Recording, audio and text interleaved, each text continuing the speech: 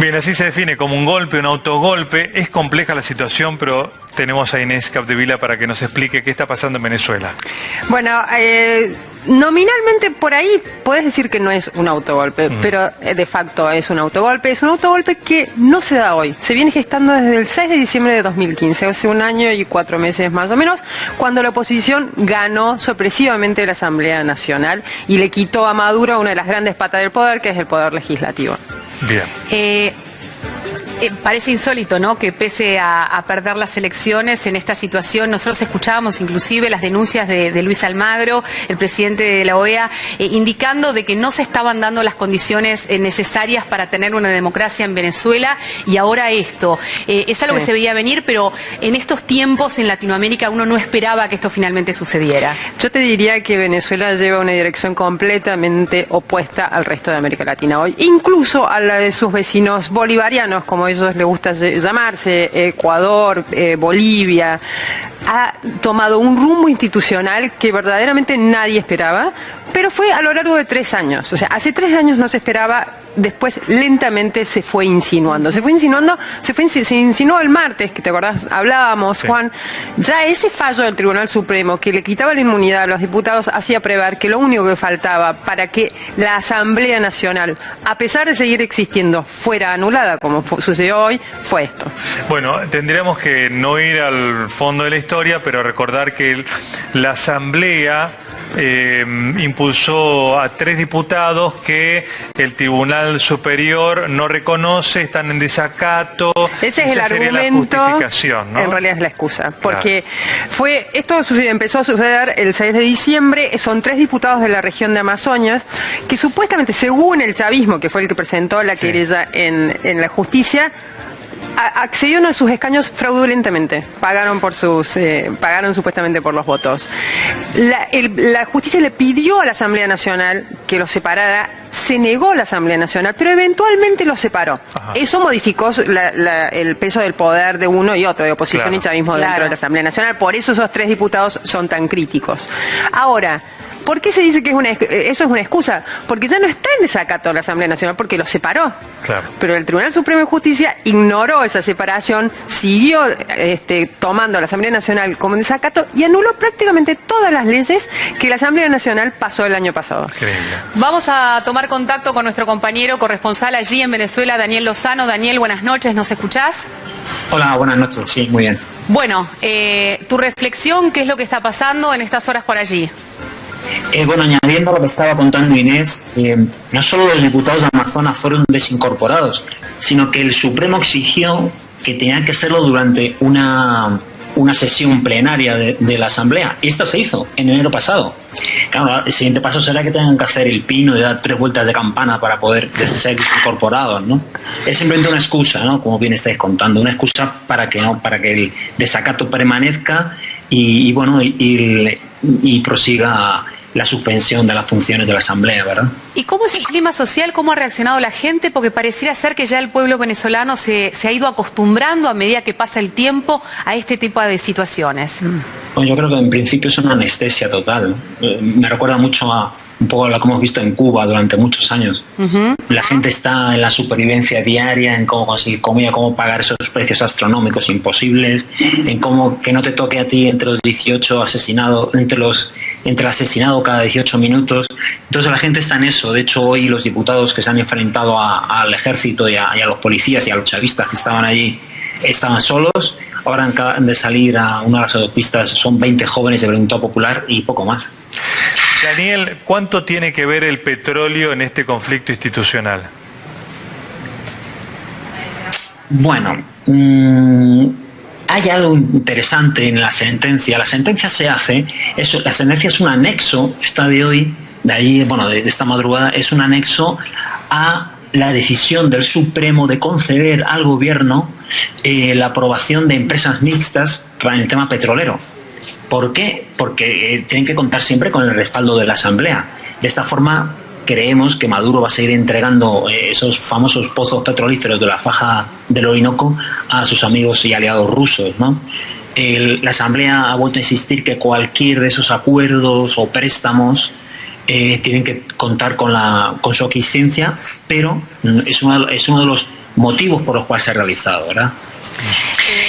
Nosotros te escuchamos, Daniel, y uno no puede sino pensar que estamos hablando de una persona que tiene absoluto poder, casi similar a la de un dictador, que frente a lo que no se puede hacer, mueve y corre aquello que le impide ejercer a su manera el gobierno. Exactamente, ¿no? El martes teníamos un rey y hoy tenemos un monarca casi absoluto, en palabras de los opositores, ¿verdad? Pero se acerca mucho a la realidad. Maduro puede ser hasta un superjuez que empieza a condenar o a señalar qué diputados pueden ser condenados. El primer test lo va a pasar Luis Florido, que está en la OEA y que va a ser acusado, sin duda, si puede volver a Venezuela, de traición a la patria. Dani, soy Inés, ¿cómo estás? Hola. ¿Qué se puede esperar en los próximos días? En Venezuela siempre es que como se supera a sí mismo de una forma constante, la verdad que después de lo del martes difícilmente nos imaginamos que pudiera pasar algo así, ¿no? Por eso nos pidió tan de improviso esta madrugada, no lo esperábamos. Yo creo que esto es el inicio de una radicalización dentro de la radicalización más radical ante la presión internacional que ha recibido Venezuela estos días o estos meses, ¿no? Que es algo inédito. No había sucedido hasta ahora en el chavismo, ¿no? Muchas veces de Venezuela se dijo que es un país muy armado, entonces la posibilidad de un enfrentamiento armado en las calles siempre está latente. ¿Ahora está más latente? Pues es que las armas solo las tiene la revolución. ¿Y en la oposición, por ejemplo, va a marchar el sábado? ¿Qué se puede esperar de eso? Veremos cuántos marchan. Yo no apostaría a que sean muchos. Claro. Y nada más. Bueno, Daniel, nos estaremos obviamente comunicando en los próximos días para actualizar lo que está pasando allí. Muchas gracias por esta comunicación. A vosotros, buenas tardes. Un gran interrogante, como siempre Venezuela. No, y la tristeza que él daba cuenta, ¿no? Esta sensación del pueblo anestesiado frente a la desesperación otra, ¿no? Es que tienen otra inquietud en la cabeza, es el hambre. Por eso. Por la crisis, que ya lleva 3 o 4 años, el 74% de los venezolanos adelgazó durante estos años un promedio de 9 kilos. Por la crisis. Bueno, tienen que comer. Impresionante. Bueno, gracias, Inés. Gracias. Bueno, tenemos justamente la palabra de uno de los presos políticos de allí en Venezuela. Estamos hablando de José López. Leopoldo López. Y su mujer, su esposa, que estuvo aquí en la Argentina, se reunió con el presidente Macri y esto es lo que dijo. Soy Lilian Tintori, activista de derechos humanos, esposa de Leopoldo López. Soy mamá de Manuela, que tiene 7 años, de Leopoldo Santiago, que tiene 4 años, y mi esposo Leopoldo está preso hace 3 años y 2 meses en una cárcel militar en Venezuela. Está preso por haber denunciado a la dictadura de Maduro hace 3 años. Está preso por haberle dicho a los venezolanos que tenían que protestar y salir a defender la democracia.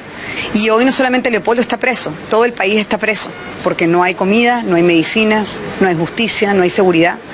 Venezuela vive la peor crisis de su historia, la peor crisis humanitaria y económica de nuestra historia. Y hoy se ratifica la dictadura porque acaban de eliminar la Asamblea Nacional, un poder legislativo, algo intocable para cualquier país del mundo. Lo han eliminado. Ante este atropello hay que salir a luchar, salir a protestar pacíficamente y exigir nuestro derecho al voto. ¿Qué comparación puede hacer con el momento en que la Asamblea Nacional se compuso por legisladores opositores y hoy por un fallo de la Corte Suprema de Justicia se disuelve? Se veía venir. En dictadura eso ocurre. En dictadura, además una dictadura fracasada, porque ya no tienen fuerza ni poder. Eliminan, amenazan, intimidan al que piensa distinto. Hoy Nicolás Maduro se queda solo ante el mundo y se queda solo con su dictadura. No la queremos, la rechazamos. Hoy te juntaste con el presidente Macri. ¿Qué pudiste hablar con él? Fue una reunión muy sensible, muy humana y muy sincera.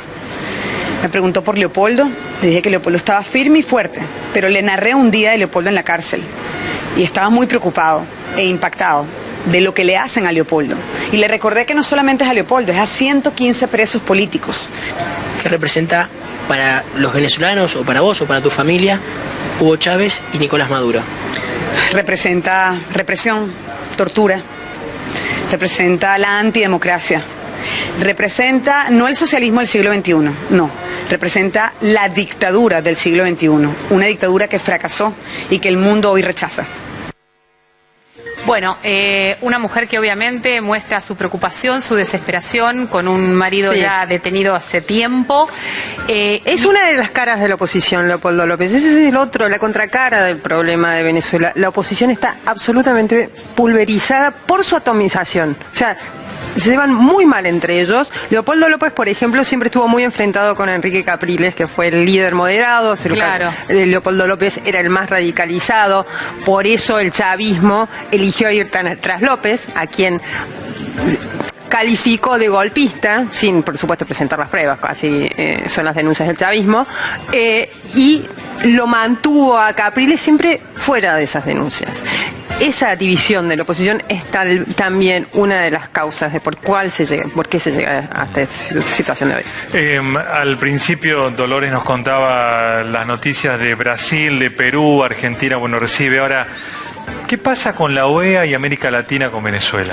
Bueno, el rol de la OEA es una cosa, es muy difícil de explicar. ¿Por qué?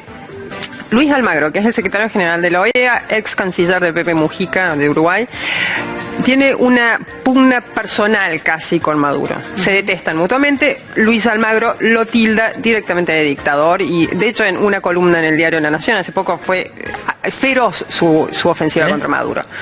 Quiere que la OEA saque o excluya a Venezuela de la OEA, exactamente, de forma tal de que sufra con esas sanciones. Ahora, hay todo un bloque de poder muy grande en la OEA que no quiere eso, que cree que la postura diplomática que hay que tener es de contención de Venezuela, que no se salga de curso toda esta crisis, que no llegue a un enfrentamiento armado. Entonces, por eso, una postura diplomática que es cautelosa, pero muchas veces se confunde con tibieza.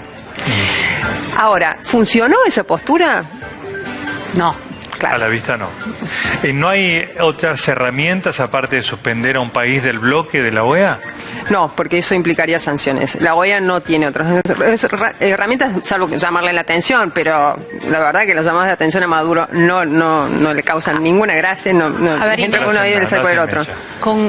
Porque parece realmente un escenario muy crudo, ¿no? Claro, con una situación de guerra, social, sin una guerra en lugar. Claro, porque estamos hablando de un clima social como entregado, totalmente, producto de otras situaciones, ¿no? Que obviamente tienen que ver con la supervivencia, con una oposición que está diezmada, como vos lo indicabas recién, con un presidente Maduro que va absolutamente por todo, pese a ver la situación social de su propio país. Exacto. Y la situación internacional. ¿Qué se puede esperar de esta evolución, digamos? ¿Tendremos elecciones? Bueno, eso es otra de las cosas que quiere la OEA, que se respete el calendario electoral, y es prácticamente a lo que han llamado todos los países hoy, con mayor o menor medida de intensidad. El calendario electoral indicaba que este año tenía que haber elecciones regionales, ya no va a haber. El chavismo ya dijo que no va a haber. Ahora, ¿habrá elecciones presidenciales en el 2018, diciembre del 2018, como está previsto? Sí, así es probable que no. Y ahí sí, efectivamente, creo que el mundo entero va a hablar de una dictadura. Sin entrar en detalles, Inés, pero ¿sigue Venezuela vendiendo petróleo a varios países como Estados Unidos también, a pesar de todo esto? Sigue vendiendo, pero claro que las condiciones son... el tema del petróleo es crítico. Sigue vendiendo. Ahora, el precio del petróleo cayó a la mitad desde 2014. Eso representó que la economía venezolana, que tuvo un año de gran crecimiento en 2013, a partir de ahí se derrumbaba. El año pasado se redujo en de entre 10 a 15%. O sea, es como Siria. La misma situación que Siria en temas económicos. El precio del petróleo está bajo, y el otro tema con Venezuela es que tiene unas reservas gigantescas, pero no tiene la tecnología para extraer el petróleo. Por eso lo que contaba Dani, que le está entregando toda la exploración a los rusos. Claro. Exactamente. Bueno, Inés, muchas gracias. Ahora sí.